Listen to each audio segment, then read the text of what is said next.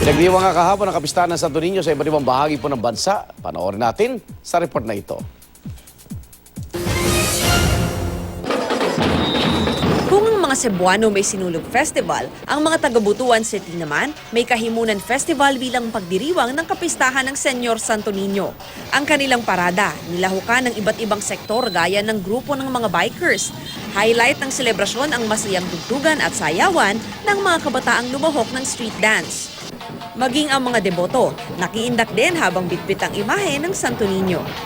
Sa General Santos City naman, sa isang fluvial parade inumpisahan ang selebrasyon ng kanilang Santo Niño de Bula Festival. Ang mga hindi naman nakasama sa dagat, sa kalsada na lang nagabang. May mga debotong naghahagis ng panyo para ipahid sa mga nagdaraang imahen.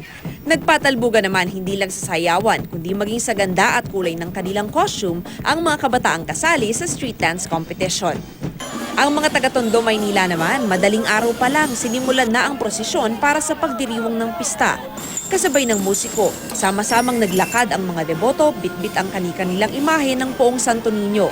Pero ang iba, imbis na dalhin, isinakay ang mga imahen sa pedicab, tricycle, pati sa stroller. Pagkatapos ng misa, nagliwanag ang kalangitan sa mga sinindihang fireworks.